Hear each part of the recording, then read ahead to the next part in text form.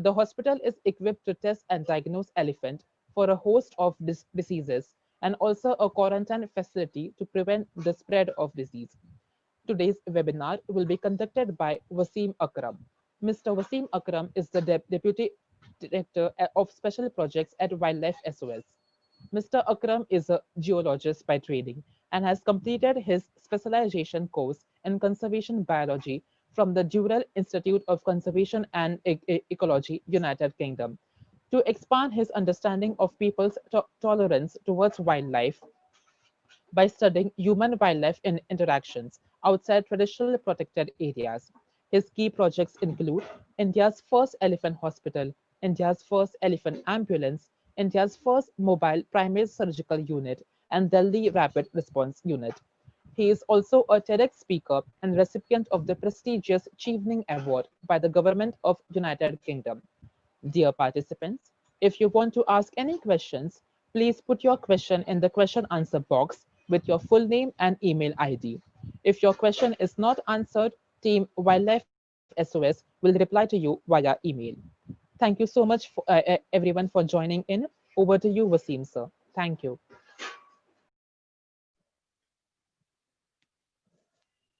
Thank you, Anirudh, for the introduction.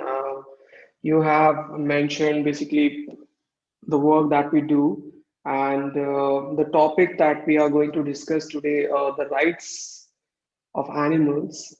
It's a very broad subject that you have chosen to discuss, and I'll try to cover some of the aspects of this subject while discussing the work that Wildlife SOS has been doing for over 2 decades now. So without further delay, I'll just start with the presentation.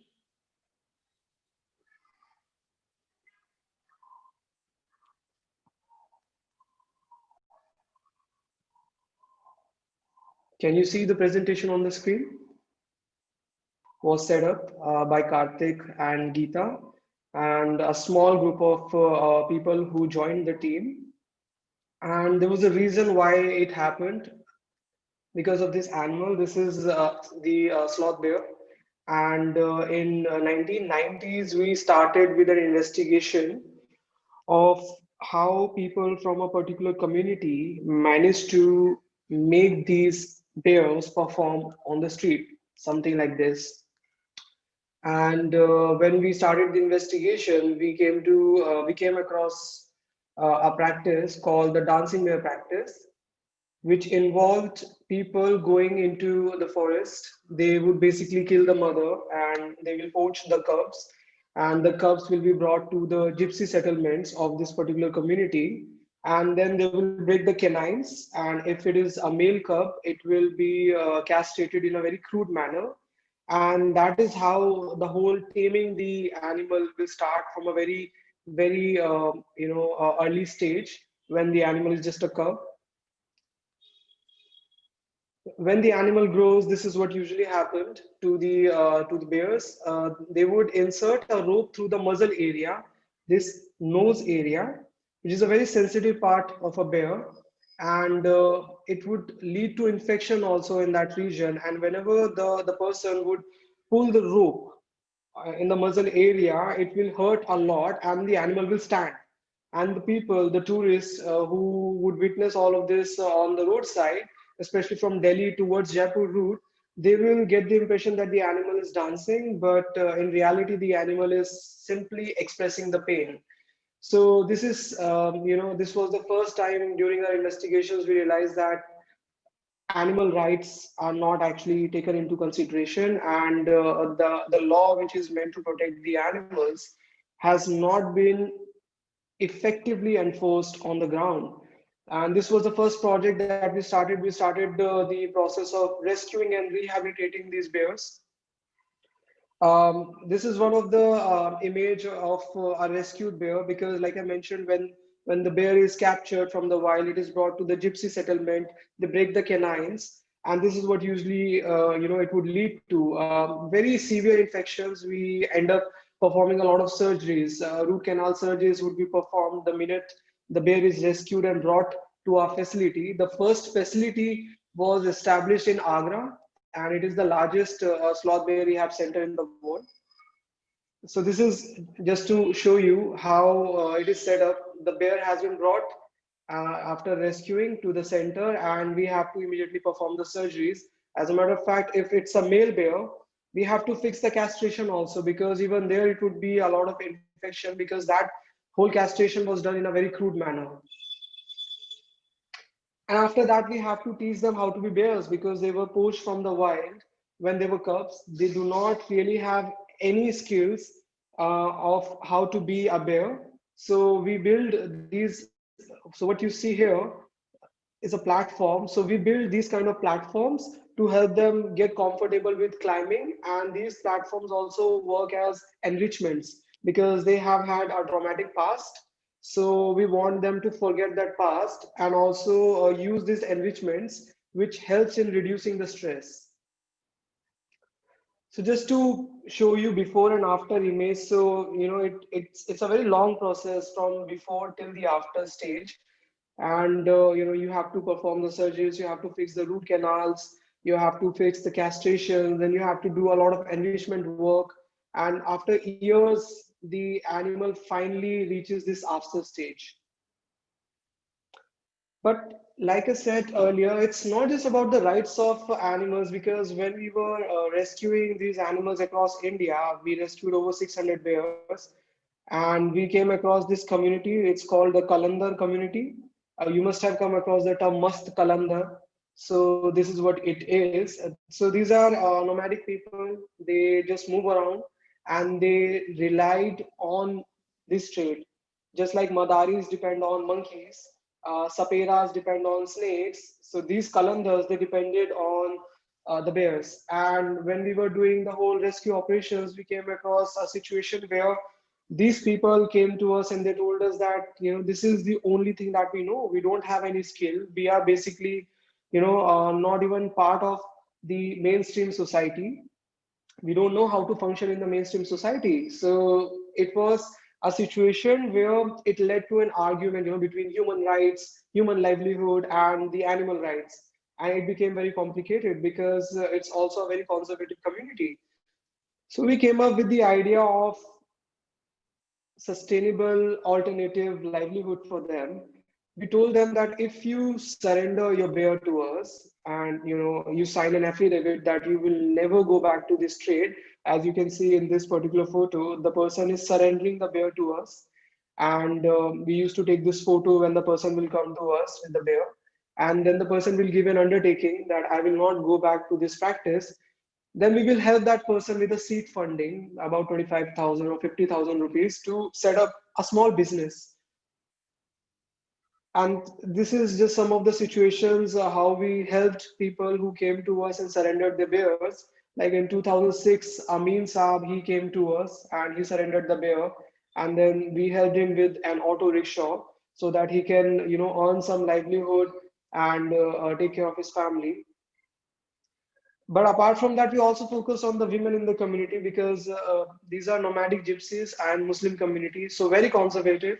Approaching the women in the community was very difficult, and it took years of convincing the elders in the community that we should be able to train the women also, and it will actually help the community, because they will be, additional income earners for the family. And once the women were empowered, we started giving them training in tailoring and block printing, agarbatti making, soap making. And they started earning the livelihood, and it helped the community substantially. But the most important focus, I would say, was to ensure that the future generations, which were from this community, should never even look back to this cruel and illegal practice of using wildlife and making money out of it.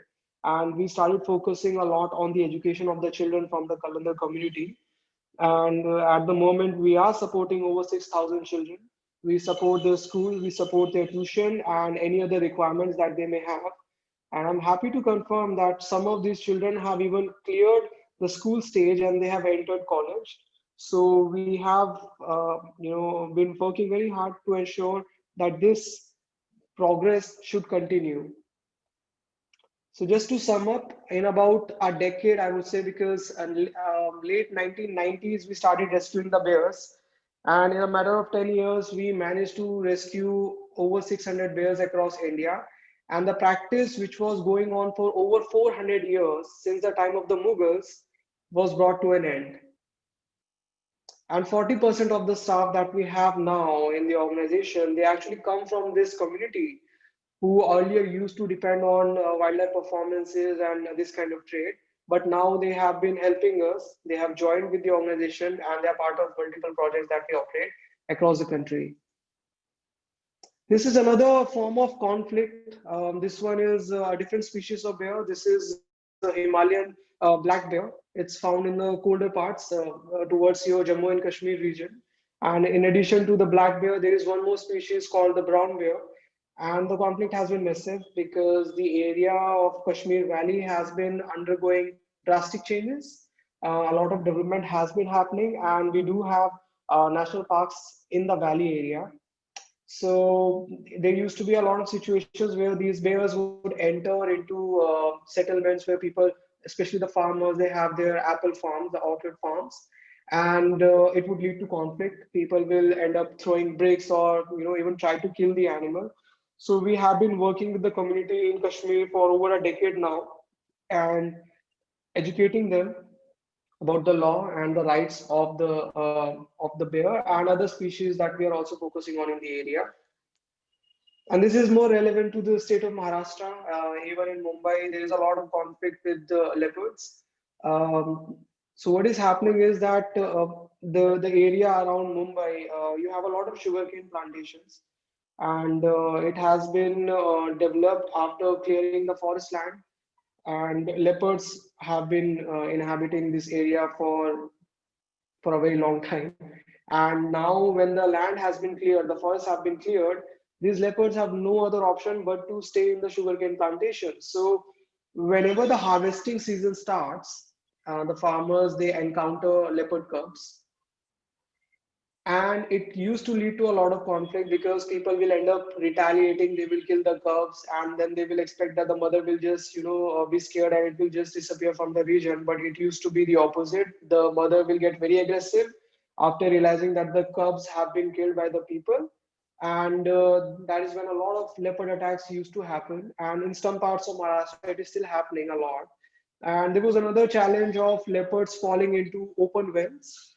So many open wells in the Junnar area where we are functioning right now. We operate a center called Leopard Rescue Center in Junnar. And we started working with the community there. We established local village level response teams so that if there is any situation about a cub, leopard cub being encountered in the sugarcane fields, they should just inform us. We will not remove the cub from that area. But the idea is to reunite the displaced cub with the mother, because that is the only way to promote coexistence between the people in that area and the wildlife in that area. So it took years of engagements with various stakeholders, the villagers, and other agencies that have been working there. And finally, we have a good model there, which is something that has been recommended for other parts of India as well, because leopard problem has been increasing in other areas. So this is something that we have tried and successfully developed in the state of Maharashtra. And when it comes to urban areas like Mumbai or Delhi, the conflict with urban wildlife is actually increasing. These are two photos from our Delhi rescue operations. We run around the clock wildlife rescue unit. It's in Agra, it's in Delhi NCR, and it's also in Vadodara city of Gujarat. The idea is that whenever there is a wildlife emergency, or it can be a snake in somebody's house, it can be something like this: a nilgai hit and run on the road, or it can be something like this: a python on the street. So earlier what used to happen was that people, if they encounter a snake in their house, they will just go and kill it. There had been a mentality that uh, snakes are basically pests. That is what people used to think. Although the law, the Wildlife Protection Act of India, which has been there since 1972, this is the umbrella legislation for wildlife, and it also includes plants. and it gives protection to reptiles. And still, people who don't have the knowledge, they would still think that snakes are just like pests. Call the pest control guy, and he will just spread some chemical and kill the snakes. Although it's an offense, and if if you're found doing something, it can lead to a prison term. But there is another challenge that we have been working on for, I mean, since we started working in the field. A lot of wildlife trafficking has been happening, and India is losing out on its natural wealth because of this. People don't know about less charismatic species. People usually talk about elephants and tigers and lions and leopards and all these kind of things. So, but there are other species also, like this particular species. It's pangolin, and it's endangered now. And studies suggest that it was the most trafficked Indian wildlife when it came to smuggling it outside of India. And the demand was for these scales that you see. So it's a scaly animal. It has scales. So what poachers they used to do was they will capture live animal, put it in heated oil, live animal in heated oil. It's in pain, but they don't care about it, because that is the only way to make it to remove the scales from the body, and it's very painful for the animal. And from the scales they will release an oil. Must have heard the term sande ka oil. So this species in Hindi is called sanda, and that is the oil that people refer to, and it's illegal. And so this is what has been happening. The oil is then exported, basically not exported, but smuggled out of India, and it is used for traditional Chinese medicine, or Tibetan medicine, all these ancient traditional medicine schools. And there has been no science to confirm any medicinal benefit of these oils that they are using. And the same thing is happening with the owls also. A lot of people link owl with voodoo, black magic and all these practices. Around Diwali time, we get a lot of calls where people they are caught, smuggling owls, and they try to lure people that we will give you the owl, or you perform this puja in front of this owl and give us this much money, something good will happen to you. So these things are also happening. And since we started working with the bears, this was a initial period when we were exposed to the practice of how wildlife, not just live animals, but even their parts are used for these purposes. Like the balls that you see here, these are gallbladders. And there is also a juice which is secreted from the bladder area of the bear, which is called the bile. Even that was being smuggled out of India into China and other Southeast Asian countries. So this is just one of the operation that we did long time back, where we received some information that there is this person, a poacher, who has cubs, bear cubs in his custody, and he may be trying to smuggle it out of India through Nepal border. And we set up an anti-poaching operation, and our team went undercover, and this is what we found. These baskets were used to hide the cubs when we entered that area with the police department people. And when it comes to police, I must say that we do have a law which has been there since 1972. The law is very strong as well. Broadly, there are 6 schedules in this law, the Wildlife Protection Act of India. The first 4 schedules give different levels of protection to different species of wildlife. And basically, Schedule 1 is maximum protection. You harm the animal, like elephant or tiger are listed in Schedule 1. You harm the animal, you kill the animal, and you get punished for it. You can go for 7 years in jail, and it's even non-bailable. But the level of protection and the imprisonment and the fines go down as you proceed to the other schedules. So for Schedule 4, it will be lesser. And Schedule 5 is the tricky one, because that is the one which only talks about vermins like rats, fruit bats, or crows. And there have been situations where so-called problem animals like wild boars and nilgai or even leopard in some states were actually put into Schedule 5 because there was just so much conflict. And that is where the problem came because, something which was earlier Schedule 1, like a leopard, and, all of a sudden it has been put under Schedule 5 just because it became a problem animal to the people out there. That becomes a very crucial situation on how do we address the rights of animals, because it becomes human rights versus animal rights issue. I will discuss more of it in the next slides. So this is just a photo which shows that how important enforcement is to ensure that the operations that we set up to rescue the wildlife can be implemented in a smooth manner. Another form of conflict, it usually has been seen in parts of Karnataka, in Maharashtra also.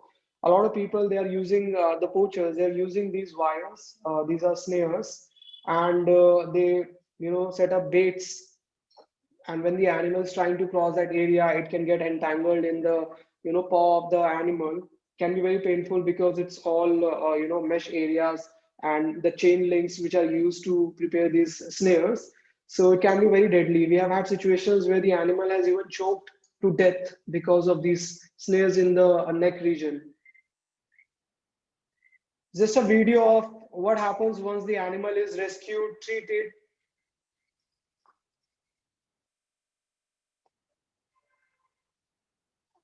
and then it is released into the wild. So because the idea is not to just capture everything, not capture but rescue everything and put it in a center. If it's a wild animal fit for release in the wild, it will be released in the wild. That is how our rescue hotlines function. If there is a snake call in somebody's house, we go there, we rescue the snake, we keep it under observation for maybe up to 72 hours, and once we are convinced, our veterinary officer confirms that the reptile is fit for release, it will be released in a natural habitat. This is another, form of trap which is used widely across India by the poachers, and it's called a jaw trap. Some people even call it a foothold.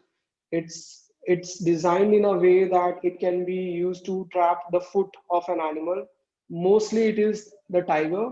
Like in this case, the paw is stuck in the foothold, and it's so painful that eventually the paw is gone. If the paw is gone, the animal is very unlikely to survive in the wild because it won't be able to hunt. So these things are happening a lot, and footholds are not very difficult to make. The poachers from particular communities, they are so well trained that they can make it with the easily available material like brakes of the brake wires of a car. They can use it. In the morning, they will start making a foothold. By evening, it will be ready, and they can even sell these footholds for about 700 rupees. When it comes to trafficking, this is something that we did a few years back. It's a species called star tortoise, Indian star tortoise, and there is an agency called CITES. It's a convention basically, and India has been a party to CITES since late 1970s. So we have been the earliest among the earliest signatories to it. The idea is this body monitors the movement of wildlife in trade across the countries. And whenever something is smuggled out of India, we need to go through the CITES, bodies within those particular countries in order to bring that wildlife back into India. And this was a particularly challenging case because Indian star tortoise had been so massively in demand in pet trade, and some studies even suggested that just a few years ago they were the most smuggled wildlife when it came to pet trade from India, and they were smuggled to across the world. And that is when we came across a particular case where about 60 Indian star tortoises, all live animals, were smuggled out of South India and confiscated by authorities in Singapore. And because Singapore authorities have to follow their own laws out there, the idea was that they will gas these animals and they will be culled, killed. But we, set up a repatriation operation where we propose that we will work towards bringing the wildlife back into India. And it took us 7 months actually. It was never easy. We never expected that it will be so complicated because we had to go through multiple ministries at the center. We had to go through State Forest Department. We had to go through the airport authorities, and we also had to go through the management offices of CITES in India and Singapore.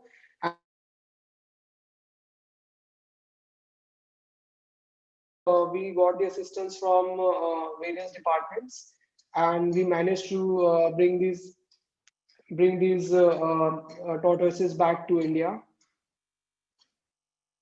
and then we released them into a natural habitat in Karnataka. So elephants, a lot of people I think now have started to realize about the plight of elephants in India. But just to give you a brief background, this is what is happening.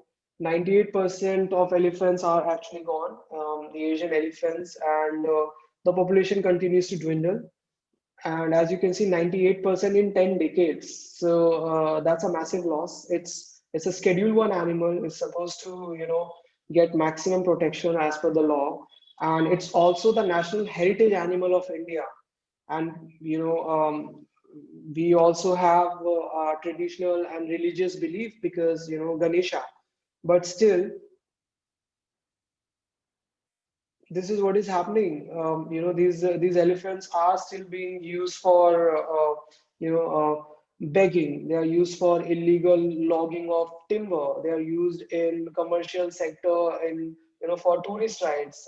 In Jaipur, the Amer Fort, it's still a problem. And they were earlier also used in circuses. And all of this, as per the law, is illegal because you cannot use a protected wildlife for any of these commercial purposes. But we also wanted to understand what exactly happens that these elephants, such a massive animal, is tamed by the elephant mahout, and used to do all of these things. So then we came to know that these are the tools of torture which are used by these people to tame the elephant. So what they will do is they will just capture again a baby elephant from the wild. It can even involve killing the mother, and then they will bring it to the elephant camp. These are illegal settlements, usually hidden inside the forest, and then they will make the elephant go through a period of vajan, which is basically, it translates to breaking down the spirit.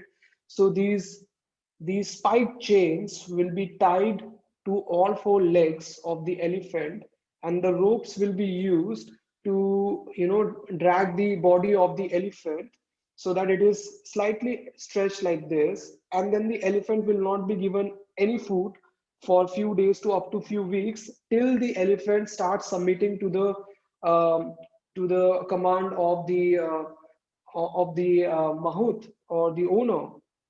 And it will take a few weeks to break the spirit, and then the elephant has lost its wild spirit. 2010, we established the Elephant Conservation and Care Center. The facility was established in Mathura. It's actually near the bear rescue facility that we have in Agra. And we started rescue operations whenever we came to know about an elephant emergency, about an elephant being injured or being illegally kept or being used for performances in circuses. And we have all the intel about it. We will just proceed with the rescue operation in collaboration with the particular State Forest Department. This is just one of the photo to show you how a rescued elephant is kept at our rescue facility in Mathura. So, we rescue elephants from different parts of India. And when they come to the rescue facility, being social animals, we have seen them form herds with other rescued elephants. And it's very encouraging for us also to see the kind of impact that we're able to generate. And once at the center, we provide proper care. We already have elephant hospital also now. But before I talk about the elephant hospital, I'll just briefly show you what it takes to rescue an elephant. This is a situation from Satara. a place called On the near Satara, and we came to know about this elephant being kept in a village, and the elephant had a very bad food condition, and there was also blindness in one of the eye, and some other injuries on the body as well. And the elephant was very old. We came to know about this thing. Our doctor suggested that the elephant needs to be transferred to the elephant care center and provided long-term medical care. And we thought that, once we have this paperwork in place, we need paperwork from Maharashtra Forest Department and Uttar Pradesh Forest Department. Only then you can proceed. On the table, everything is clear. It will be easy, but you can always have some antisocial elements who would try to mislead the common people. And this is what we saw, that despite of having all the permissions, so many people gathered around the elephant, and they would not let us board the elephant into our elephant ambulance. And it took us hours to get this elephant onto the ambulance. And as you can see, the crowd here, they was throwing a lot of things, stones, and all these issues were happening at that time. It took us hours to rescue one elephant. And this is the convoy.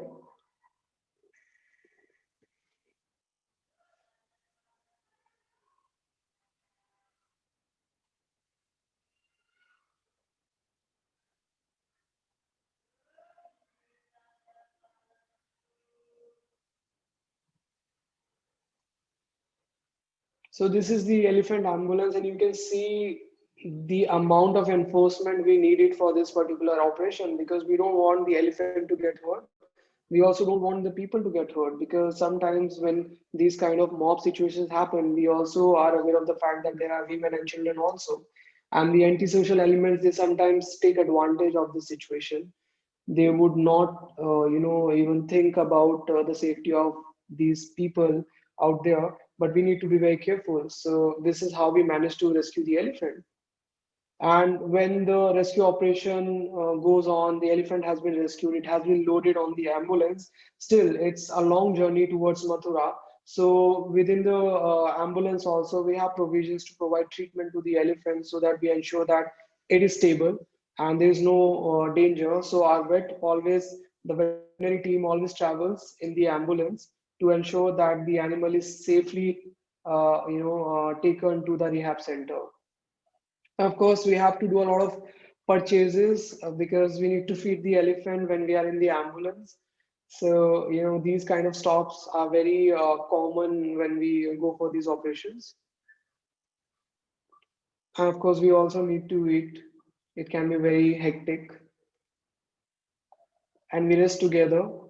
So, we prefer not to, go all the way from, for example, from Maharashtra all the way till UP in one stretch. We need to ensure that whenever we see that the elephant needs some rest, we will unload the elephant in some, safe area, and so that the elephant can get some rest, and also the staff can get some rest. And finally, it is brought to the rescue facility. This is one of the photo when the elephant was brought to the center. And again, like I said earlier, the goal is to ensure the welfare and ensure that the rights are, protected. Wildlife law is enforced properly. So this is the elephant hospital, which was commissioned, I think, a couple of years ago. And there was a need for something like this in India. We don't really have any other elephant hospital in India at the moment. And this is the only one which is in Mathura. And so this bar that you see, there's a lift system here, so that whenever there's an elephant with some leg condition and the elephant is not able to put too much load on the leg area, we can use this to lift the animal so that it can be kept stable and comfortable while the vet is doing their treatments. So these are some of the machines that we use to do X-rays and keep a track of the health condition and the improvement that the treatment is showing. And this is the elephant ambulance that we have been using for rescue operation. It's the only elephant ambulance in India, and some of the features include, so there is a veterinary working area, this one, and it can be accessed from here. There is this ladder can easily come down. There's a water tank here which can be used to, because since we have an elephant and we may encounter a route where we may not be able to find water, so we keep water supply intact. And inside we have, along these railings, we have sprinklers, so that if we are transferring the elephant in summer season, we can use these sprinklers to keep the elephant cool if the temperature is too high. And the other thing is these hydraulics. So basically, it's very tricky when you have to load an elephant, because elephant can easily get scared of heights and slopes. So that is how we came up with this idea of a hydraulic, platform, so that it can ensure that we can adjust the height of the platform as per the comfort of the elephant. And this is one of the campaign that Wildlife SOS has been successfully running for some time now. It's about reaching out to the common people, telling them about the rights of elephants, and educating them that elephant ride is something which goes against the law of India, and encouraging them not to go for such types of tourisms. Thank you.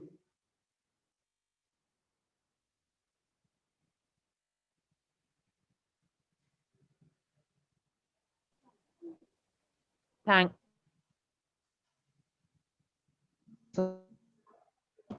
when the elephant Okay, so I think you're referring to the elephant rescue that we did in Satara. The resistance was that, sometimes people can mislead, the villagers in the area.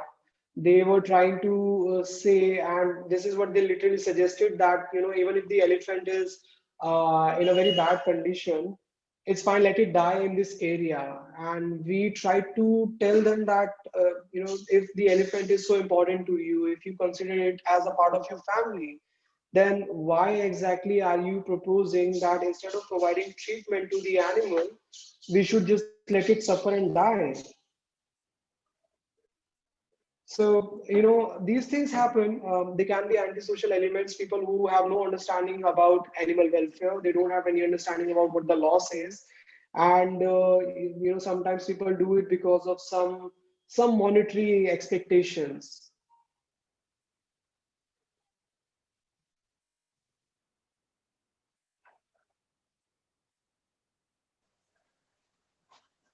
thank you, sir. Sir, I had a question. Wildlife SOS rescues elephants, bears, and leopards. So, do they get a chance at reproduction? Because the success of a species is when the next generation takes place. Okay. See, the thing is that it's slightly tricky to explain something like this about, it's a very different subject called conservation breeding. A lot of zoos, they have tried something like this. The animals that we rescue are not healthy animals. Otherwise, we will just immediately release them into the wild. That is what we usually do with most of the rescues that we do. These are the animals who were already, male bears were already castrated, so they cannot be used for any kind of reproduction. And, they have medical conditions, or they are just too old. So that is something that has not been possible. But we would want to, look into research aspects of something like this in future.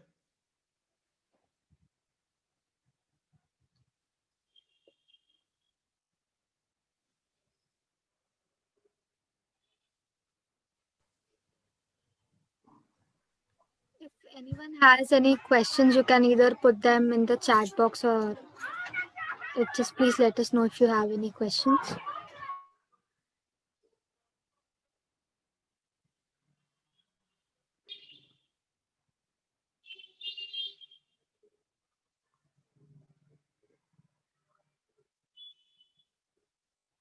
So there's a question by Ankita Lokhande, and she's asking, can releasing the animals back into the wild expose them to another danger from other animals in the wild, or they might be caught again by people? I think if they are released back into their natural habitat, we should not be worried about the natural risk that they will face in the nature, but we should certainly be worried about the risk from people. I would never say that there is no risk from people. Poachers are still very active across India. They can always access these national parks, and so that is where it's more about enforcement, to be done in a very responsible and active manner than worrying about what is going to happen if something is released into the nature and how the nature is going to treat that thing.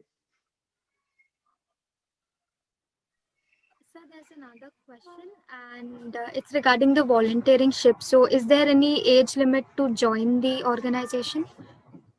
Not really. We don't really have any age limit. We actually encourage young people to come and join us because the better informed they are, I think we have some hope then. So we have volunteer programs in Agra, in Mathura. We run a bear rescue center in Bangalore also. We're hoping to develop the volunteer program in Manik, though, which will be the most convenient for the students here. So yeah, I mean, always welcome to come and volunteer with us. Thank you so much, sir. So, also, I had a question like, how is the funding process like put in place since like it's a NGO? So, how is it funded? It's funded and supported by the people. It's we being an NGO, we can only request people to donate and support the cause. And we have been lucky that over the years in India, people have been getting more and more aware and also concerned about the situation with wildlife. And I think we engage with people on social media platforms, and people they have some belief in what we do, and they encourage us to do more, and they support us in any way possible. Thank you so much, sir. There's another question by Grisha Gupta, and she's asking, what are the qualifications one should have to be a volunteer? Well, that's the best part. You don't really need any qualifications to be a volunteer at Wildlife SOS, because the volunteer program can always be customized. We have had situations where 8-year-old boy came from Singapore, all the way from Singapore, he came to volunteer, and we developed a routine just for him. And then we have situations where, our trainee vet will come from some other part of India or outside, and we will develop something which is more relevant to what that person wants to do in future. And when we have a lot of students, we actually ask them also, like, how exactly do you want to volunteer? Because sometimes people are not always able to volunteer on the field. Sometimes they would want to help us with other things. Social media campaigns are always there. So qualifications, there are no fixed qualifications. It's more about the passion. If you actually want to support, we would be more than happy to have you on board.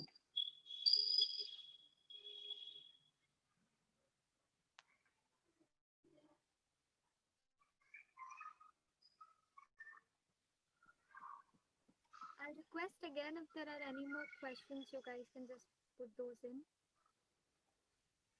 as we have reached to the end of the session.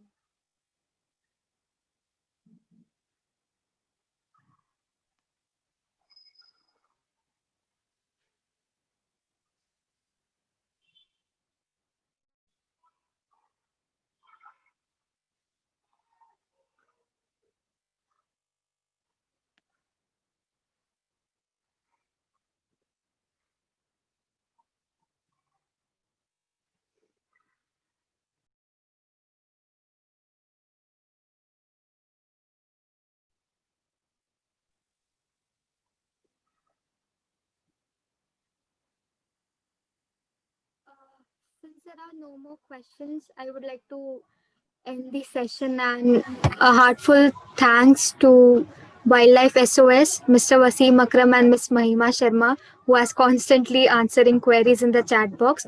and they have shared like lots of links. So we'll be copy pasting and sending those links across, so you guys can check those